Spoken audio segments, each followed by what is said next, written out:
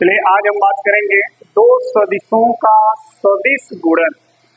ठीक है, दो सदिशों का सदिश गुणन। दो सदिशों का अदिश गुणन हम लोग पढ़ चुके हैं, अदिश गुणन के गुण भी पढ़ चुके हैं। आज हम बात करेंगे दो सदिशों का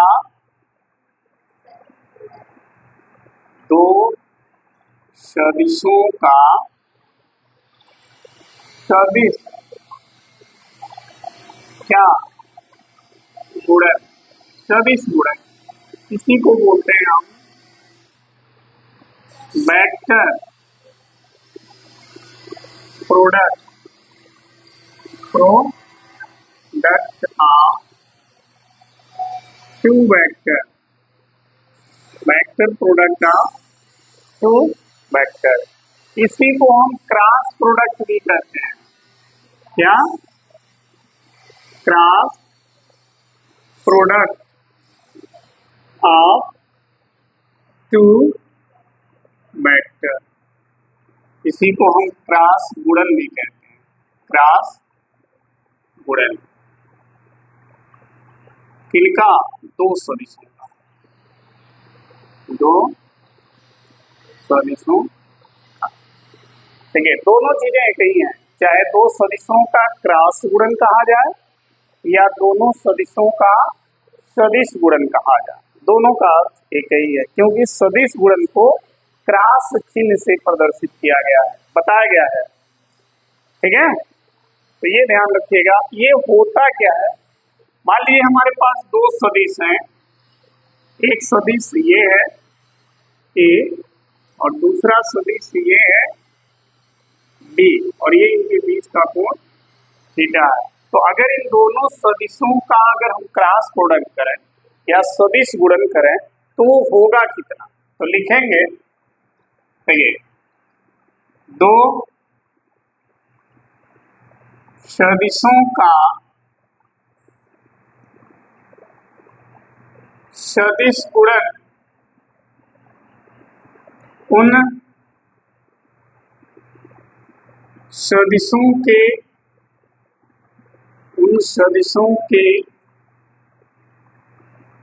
परिमाण, उन सदिशों के परिमाण और उनके बीच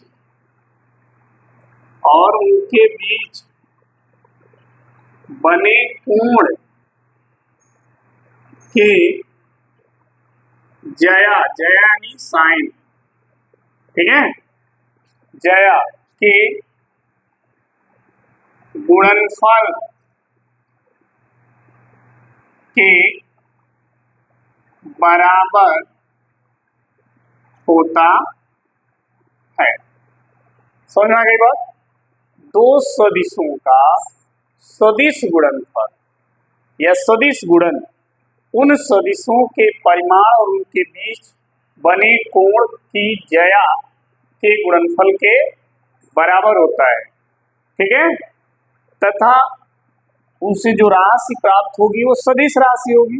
तो जो सदिश राशि होगी उसकी भी दिशा होगी, जो उनके गुणनफल से जो राशि मिलेगी वो एक सदिश राशि होगी, और जब वो सदिश राशि होगी तो उसकी भी दिशा होगी। तो उसकी जो दिशा होगी दोनों सदिशों के लंबवत होगी। किधर होगी? दोनों सदिशों के लंबवत बराबर होता है, जो एक कौन सी राशि है?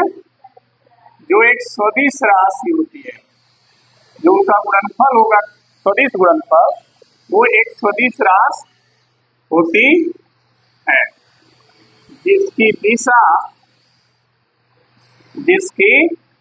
दिशा दोनों सदिशों के लंबवत होती है, जिसकी दिशा दोनों सदिशों के लंबवत होती है। मान लीजिए ये वेक्टर ए है, ये वेक्टर बी है, इन दोनों सदिश बीच का कोण थीटा है। अगर हम इनका सदिश गुणनफल करें, यानी vector A cross vector B, देखिए क्रॉस चिन्ह सदिश गुणनफल को बतलाता है। ठीक है, तो vector A cross vector B बराबर क्या होगा, दोनों सदिशों के परिमाण। तो वेक्टर ए का परिमाण ए और वेक्टर बी का परिमाण बी, और उनके बीच की कोण जया यानी साइन थीटा के गुणनफल के बराबर होगा। और ये गुणनफल भी एक सदिश राशि होगी, इसकी भी दिशा होगी, और वो दिशा इन दोनों सदिशों के क्या होगा, लंबवत होगा। ऐसे होगा, जो इन दोनों पर क्या होगा, लंबवत होगा। ये तो इस गुणनफल की दिशा जब इन दोनों के लंबवत दिखाना होगा तो इसको हम n कैप लिख देंगे और उसी n कैप का यहाँ पर गुणा कर देंगे। ठीक, तो अब ये कौन सी राशि बन गई, सदिश राशि। हमने ये शुरू में भी बताया था कि अगर किसी सदिश के परिमाण में एकांक सदिश से गुणा कर देंगे तो राशि क्या बन जाती है, सदिश राशि। तो देखिए परिमाण का गुणनफल था, इसमें हमने n कैप से क्या किया, गुणा कर दिया, तो ये क्या बन गई, ये सदिश राशि बन गई। ठीक है, यहाँ n कैप दोनों सदिशों के लंबवत क्या है, एकांक सदिश है। दोनों सदिशों के लंबवत क्या है, एकांक सदिश है, n है। ठीक है, तो दो सदिशों का सदिश गुणनफल या क्रॉस प्रोडक्ट ये कहता है कि दो सदिश हैं, अगर उनका सदिश गुणनफल किया जा रहा है तो उन दोनों सदिशों के परिमाण और उनके बीच की कोण जया के गुणनफल के बराबर होगा, और वो भी एक सदिश राशि होगा, उसकी भी एक दिशा होगी, वो दिशा दोनों सदिशों के लंबवत होगी। ठीक है, अब देखिए उदाहरण अगर हमको पूछा जाए, इसका एग्जाम्पल बताइए, एग्जाम्पल सहित। तो देखिए मान लीजिए ये कोई अक्ष है और यहाँ पर कोई वस्तु है, और ये वस्तु जो है इस अक्ष के चारों ओर घूम रही है। इस वस्तु की अक्ष से दूरी हो गई r, और इस पर हमने एक बल लगा दिया, क्योंकि घुमाने के लिए बल लगाना पड़ेगा ना, तो बल भी क्या है, अब इस पे ऐसे बल लगा के इस अक्ष के चारों ओर हम क्या कर रहे हैं, इसको घुमा रहे हैं ऐसे ऐसे। तो इसके घुमाने से इसमें क्या उत्पन्न होगा, बल आघूर्ण। उस बल आघूर्ण का मान क्या होगा, अगर इसकी दिशा ऐसे देखें तो ये एंगल बन गया थीटा। तो दो सदिश वेक्टर r और वेक्टर f के बीच का एक कोण हो गया थीटा। इन दोनों सदिशों का जब सदिश गुणनफल करेंगे तो जो राशि बनेगी वो भी सदिश राशि होगी, और उस सदिश राशि की दिशा क्या होगी, दोनों के लंबवत यानी इस दिशा में होगी। ठीक है, तो बताइए ये अक्ष से दूरी है और इस पर लगने वाला ये बल है, तो अक्ष से दूरी और बल का जो गुणनफल होता है वो क्या बनाता है, बल आघूर्ण। क्या बनाता है, तो माना कोई वस्तु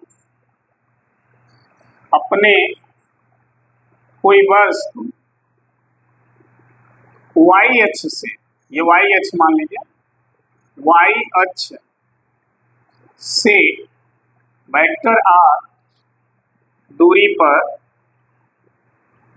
स्थित है, जिस पर वेक्टर f न्यूटन का बल लगाकर उसे अक्ष के चारों ओर घुमाया जाता है, तो उसमें यहाँ तक दिख रहा है, तो उस पर लगने वाला क्या, बल आघूर्ण।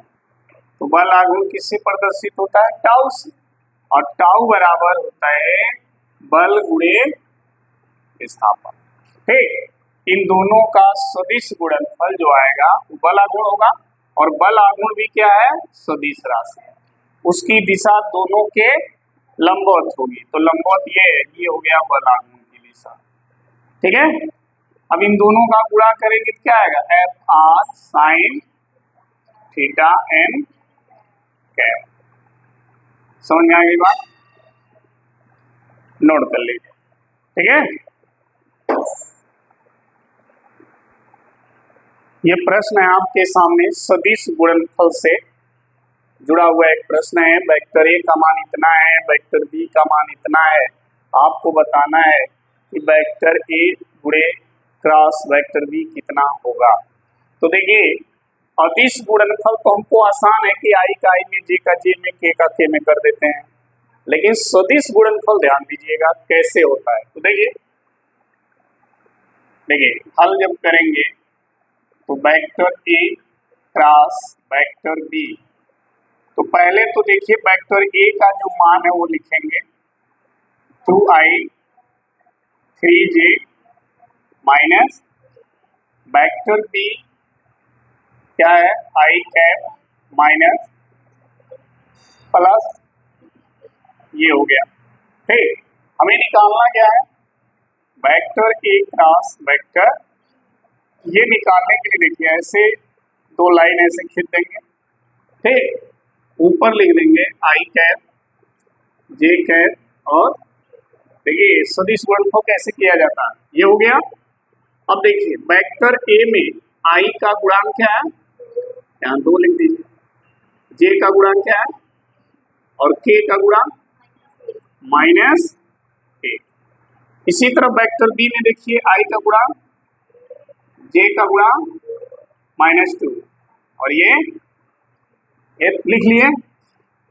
ठीक है, अब देखिए ध्यान से गुणा कैसे होता है, ये आई कैप हो गया, ये आई कैप जब लेंगे तो ये वाली पंक्ति और ये वाला कॉलम छोड़ देंगे, समझेगा, ये वाली पंक्ति और ये वाला कॉलम छोड़ देंगे। अब बचा के देखिए इस तरह गुणा होगा, इसका गुणा इसमें, फिर माइनस इसका गुणा, समझाएगा, तो 3 त्रिका माइनस, फॉर्मूला में माइनस, अब -2 का गुणा -1 में +2, सही है। फिर देखिए आई प्लस होता है, जे माइनस होता है, तो फिर -j। ठीक, अब आपको करना क्या है, समझिए, जे वाली पंक्ति और जे वाली लाइन छोड़ देंगे।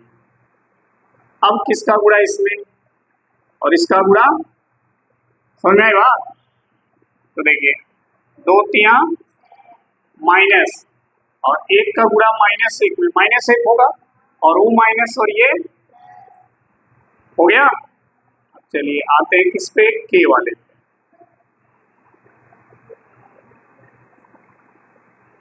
अब किस पे आएंगे, प्लस के। ठीक, अब देखिए के, ये पंक्ति और ये, अब इसका गुणा, तो ये माइनस है, ध्यान रखना, 2 दूना -4 हो गया, सूत्र में माइनस 3 करना, समझ में आ गई बात। गुणा करना समझ में आया, कैसे करना है सदिश गुणन में, ये नियम भूलिएगा नहीं। अब देखिए 9 में से 2 गया, आई कैप, 6 और 1 -7, -4 -3 -1। ठीक है, ये हो गया vector A cross vector B का मान। ठीक है, इतना इसका मान हो गया। अगर आपसे कहीं पूछा जाता कि mod vector A cross vector B, ये पूछा जाता, मॉड है इसको बोलते हैं, अगर इसका मॉड, तो पहले ए क्रॉस बी निकालेंगे फिर उसका मॉड निकालेंगे।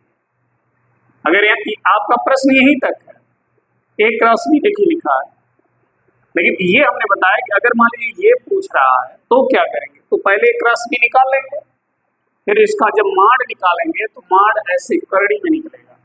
करड़ी में देखिए आई का गुणांक क्या है, 7 का प्लस, जे का गुणांक क्या है, इसका स्क्वायर, प्लस के का गुणांक समझ में आ गया? मॉड ऐसे निकलता है, और ये मॉड क्या बताएगा? इसका परिमाण क्या बताएगा? हाँ, देखिए 7 का स्क्वायर, इसका भी टोटल कितना होगा बताओ? टोटल कितना आएगा?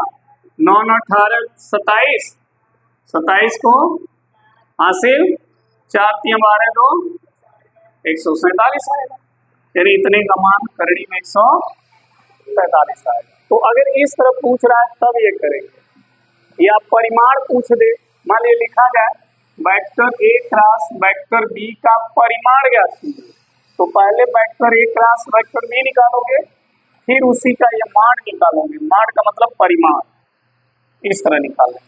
समझ में आ गया ना? नोट कर लीजिए।